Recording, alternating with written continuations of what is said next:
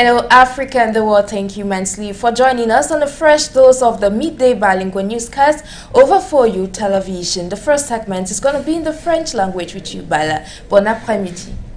Good day to you, Dix NOUBISSI. Pour cette première partie en langue française, nous débutons du côté du Mali. Les autorités de la transition malienne ont donc libéré à titre humanitaire 3 militaires féminins ivoiriens faisant partie des 49 interpellés en début juillet à Bamako et par ailleurs détenus au Mali.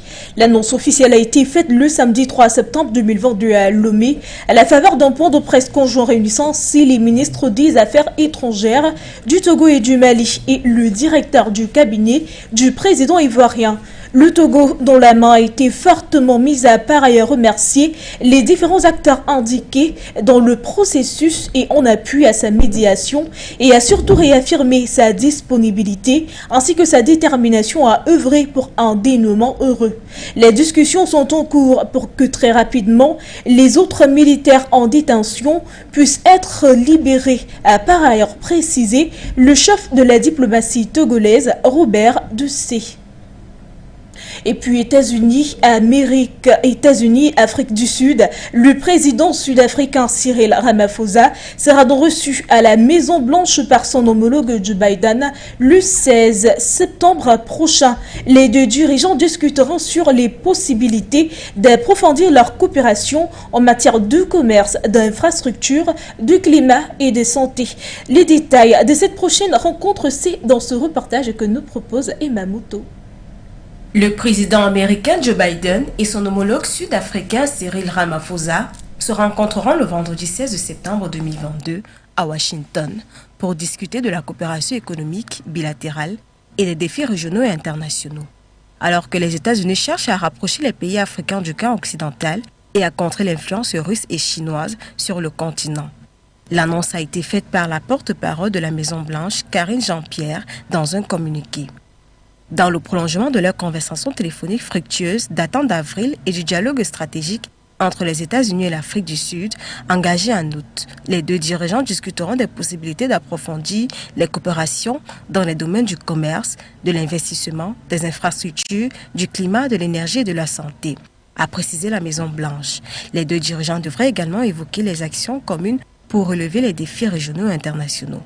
La rencontre prévue entre le président américain et son homologue sud-africain intervient quelques semaines après une tournée africaine de 6 jours du secrétaire d'État américain Anthony Blinken qui l'a conduit en Afrique du Sud, en République démocratique du Congo et au Rwanda. Lors de cette tournée, le chef de la diplomatie américaine a déclaré vouloir un véritable partenariat entre les États-Unis et l'Afrique. Simultanément, Washington a dévoilé à Pretoria une nouvelle stratégie africaine prévoyant une refonte de sa politique en Afrique subsaharienne, qui renforce le point de vue des États-Unis selon lequel les pays africains sont des acteurs géostratégiques et des partenaires essentiels pour les questions les plus urgentes de leur époque, qu'il s'agisse de promouvoir un système international ouvert et stable, de s'attaquer aux effets du changement climatique, de l'insécurité alimentaire et des pandémies mondiales ou de façonner leur avenir technologique et économique. 2 semaines avant la tournée d'Anthony Blinken, le président américain avait annoncé l'organisation d'un sommet États-Unis-Afrique en décembre 2022 pour démontrer l'engagement durable des États-Unis envers l'Afrique et souligner l'importance d'une coopération accrue sur des priorités mondiales communes. La Maison-Blanche semble ainsi rompre définitivement avec le désintérêt pour l'Afrique qui a caractérisé les années Trump pour tenter d'y rattraper son retard par rapport à la Chine, devenue le premier partenaire commercial du continent. Washington remet également le cap sur l'Afrique pour contrer l'influence grandissante de la Russie qui s'est notamment manifestée par l'abstention de nombreux pays africains lors du vote d'une résolution condamnant l'invasion de l'Ukraine par la Russie à l'Assemblée générale de l'ONU en mars dernier. Poursuivons du côté de la Somalie. Au Bamako, 19 personnes ont été tuées dans une attaque par des islamistes Shebab radicaux sur une route sur le centre de la Somalie. Selon les responsables locaux et les chefs de clan, au moins 8 minibus et camions de passagers circulant sur une route entre les villes de Belet Ouena et Mazat ont été interceptés, regroupés et incendiés, tuant ainsi plusieurs personnes à leur passage. Les assaillants assaillants ayant donc été enlevés, plusieurs autres personnes dont le sort reste jusqu'ici inconnu. Et pour rappel, en août, les forces de sécurité et les combattants locaux ont annoncé qu'ils avaient donc repris plusieurs villages auparavant sous le contrôle d'Al-Shabaab. Depuis 2007, ce groupe radical mène une guerre contre le gouvernement fédéral soutenu par la communauté internationale.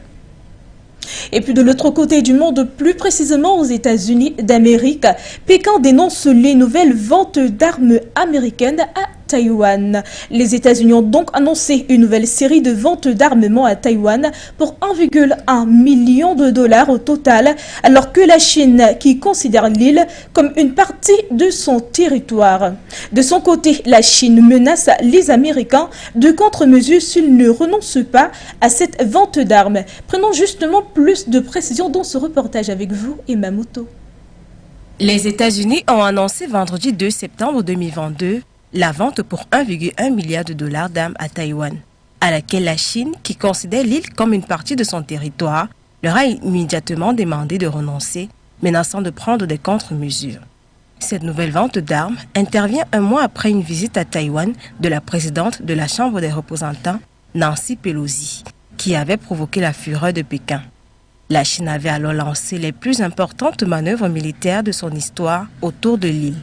Le gouvernement américain, de son côté, a approuvé la vente à Taipei pour 355 millions de dollars de 60 missiles Harpoon capables de couler des bateaux de guerre, 100 missiles de courte portée, Sidewinder capables d'intercepter des missiles ou des drones et d'un contrat de maintenance du système de radar à Taïwan évolué à 665 millions, a précisé le département d'État dans un communiqué.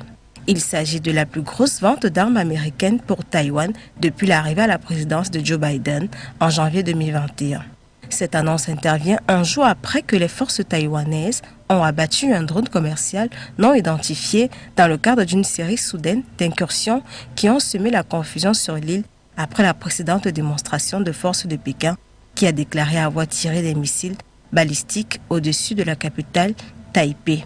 Pékin a aussitôt exigé que Washington renonce à ces transactions, s'y déclarant fermement opposé par la voix du porte-parole de l'ambassade de Chine à Washington.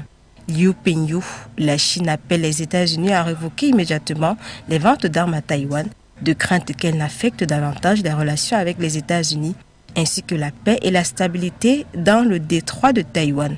Cependant, pour se concrétiser, ces ventes doivent recevoir l'aval du Congrès qui est quasiment acquis. Le soutien militaire à Taïwan bénéficiant d'un large soutien parmi les élus des deux bords.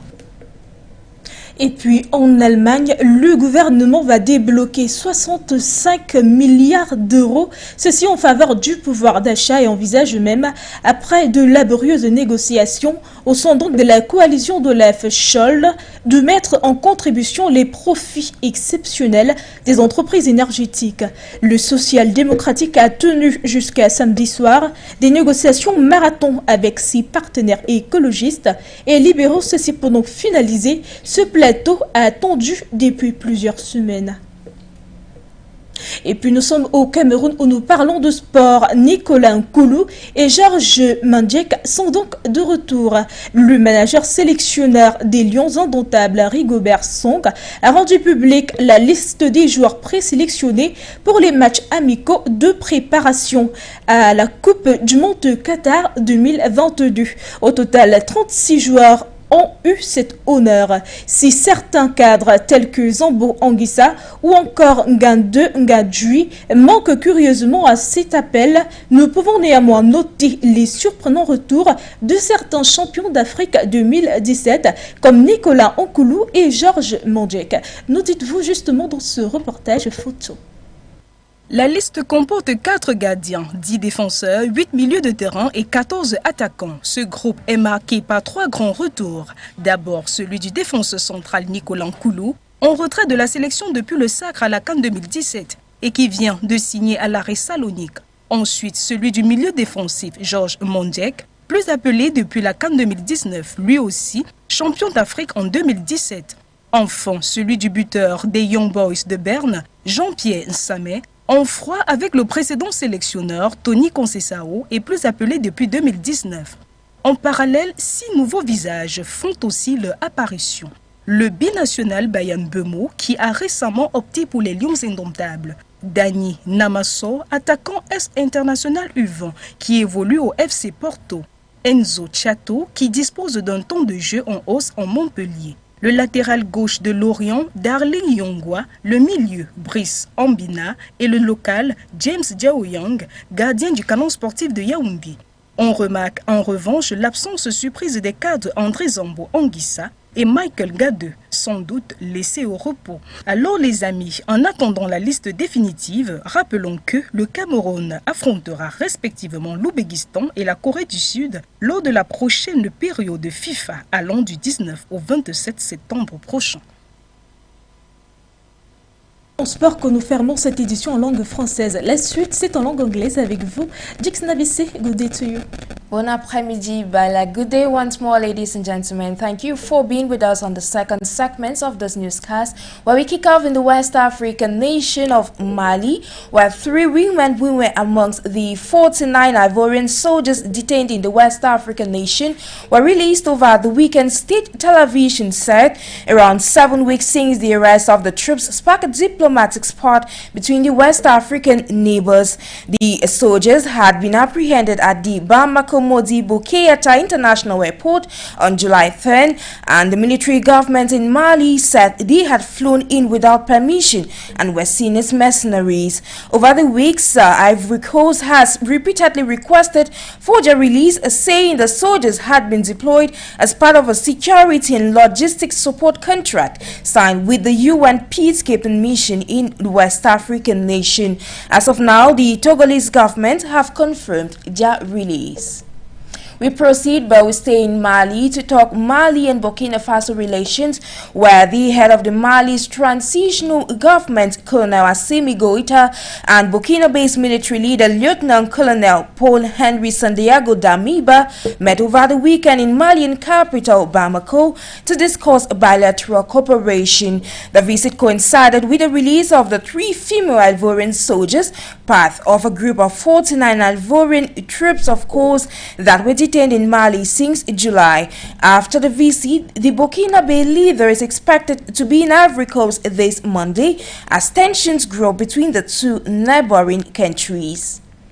We leave West Africa to take you down the African continent to Southern Africa, where in Zambia, the International Monetary Fund has granted the Southern African nation the loan of $1.3 billion to help boost its economy. The loan is also part of a 3-year program to restructure the massive debt that has sunk the Southern African country's economy. Details in the following report with you, Mwanze Joyogo. A loan program of $1.3 billion has been accorded to Zambia by the board of the International Monetary Fund (IMF). The loan will be used to restructure the massive debt that has sunk the Southern African country's economy. The 3-year program aims to restore debt sustainability, create fiscal space for essential social spending, and strengthen economic governance. Because of its strong commitment to economic reform, the IMF Executive Board today approved a 3-year program of about $1.3 billion. We are proud to support the Zambian government's actions aimed at restoring macroeconomic stability, increasing much-needed social spending, and strengthening economic governance and transparency. Just this year, Zambia has introduced free education and hired 41,000 additional education and health workers and implemented reforms to improve transparency. In 2020, during the pandemic, Zambia became the first African country to have defaulted on its estimated $17.3 billion external debt. According to IMF's Managing Director Kristalina Georgieva, substantial strengthening of fiscal controls is needed to support fiscal adjustments as well as to address governance and corruption weaknesses. She also adds that growth has been too slow to reduce the country's poverty, inequality and malnutrition rates, which are amongst the highest in the world. Hopefully, this loan will bring about a positive change in the Southern African nation. We stay in the region, but this time around to talk health in Zimbabwe, where Zimbabwe's measles outbreak has so far claimed 685 lives. The Ministry of Health said on Saturday more than 4 times the cases reported almost a fortnight ago, even as a nationwide vaccination program continues. The ministry said on a Twitter post that Zimbabwe had 6,034 confirmed cases, including 4,266 and 685 deaths, adding that 191 new cases and 37 deaths were reported in a single day on September 1st. Primarily, children between 6 months and 15 years of age were succumbing to the disease, especially those from religious sects who do not believe in vaccination, the country's information minister Monica Mutsvangu said last month. We stay to talk health on the African continent, but this time around we are looking at sickle cell in Africa, where the sickle cell disease continues to prevail on the African continent despite efforts put in place by health professionals in order to increase awareness. In a bid to finally eradicate this disease, innovations like the bone marrow transplant and the gene editing are being worked on. Details of how can these African continent battle this disease? Find out in this report.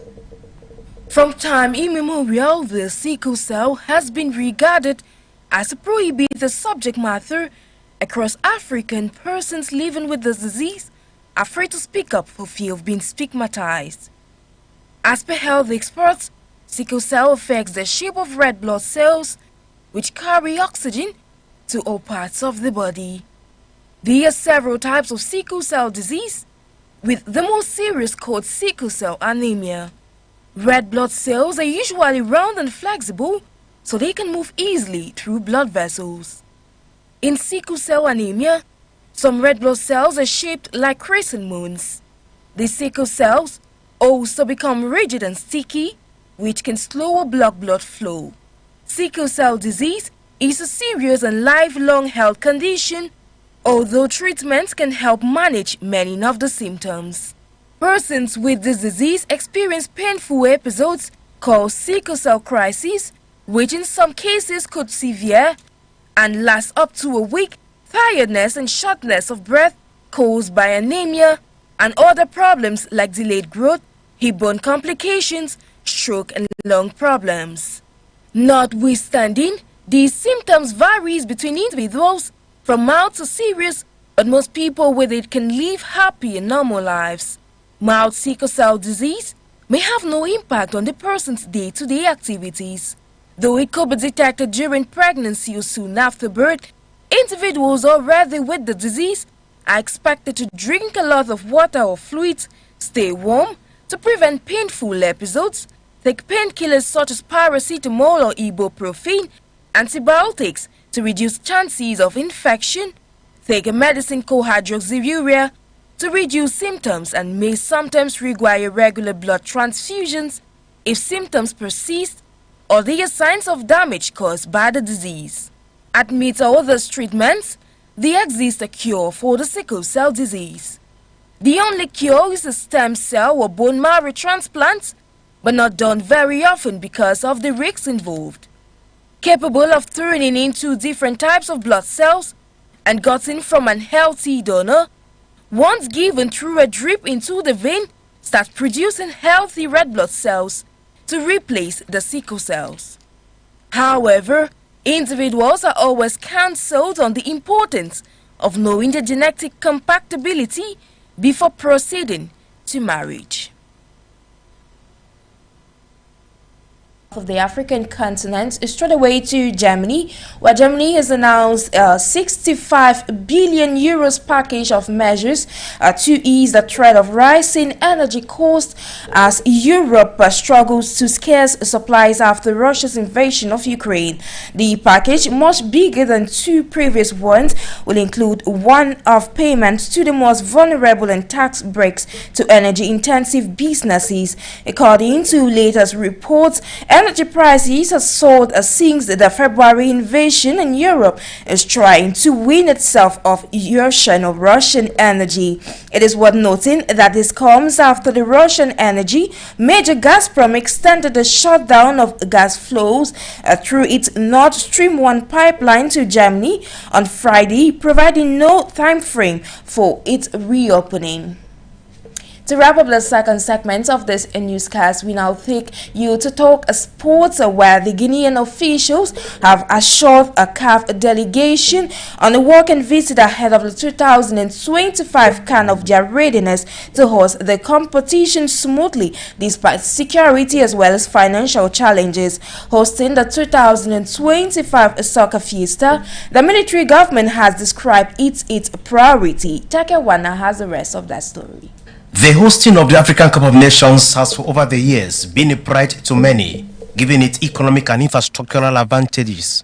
Guinea, suffering from a long history of political turbulence, has been eyeing the privilege to host the prestigious tournament and use it as a mechanism of reconciling divided views about the future of the nation. While CAF has sent a team to the impoverished and volatile West African state to assess its progress for hosting the tournament, Colonel Mamadi Doumbouya, leader of the transitional government after taking power in a coup in September 2021, assured CAF emissaries of the country's readiness to host the competition in 2025 despite delays in the execution of some key projects. Interim President Colonel Mamadi Doumbouya made it one of his priorities today by saying if there's only one thing he achieves during the period of transition, it will be the organization of this event, the 2025 Africa Cup of Nations. If he manages that, the transition will have been successful. I must admit that there have been delays, but it's because we have been in the process of change over the past 8 months and we have made tremendous progress. All the country's resources are available to help us rise to the challenge and succeed. The takeover has stirred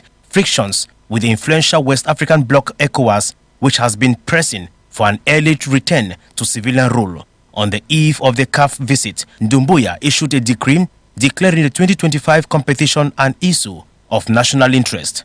In March this year, Doumbouya named a fresh organizing committee after one of its members publicly doubted whether it was feasible to host the tournament in 2025. The CAF mission appears to have been encouraged by the visit. We didn't come here to take the organization of this event away from Guinea. We came here to see if Guinea has anything to say so that CAF trusts that they can organize the 2025 AFCON. It should be recalled that Guinea was originally scheduled to stage CAN in 2023, but this was pushed back by 2 years when the list of organizing nations was reshuffled in 2018. Should the CAF emissaries find Guinea set for the smooth organization of the competition, then it will be a pass mark for the transitional military government. But if not, then Nigeria and Benin shall both step in to contest for the hosting rights of the biggest soccer fiesta in the African continent. Thank you, Takewana, for that report. It's with that report on sports that we put a stop to the second segment of this newscast in English language with Minjix Nabse. Et pour la version française, je suis Bala. Mesdames, Messieurs, restez en compagnie de nos programmes.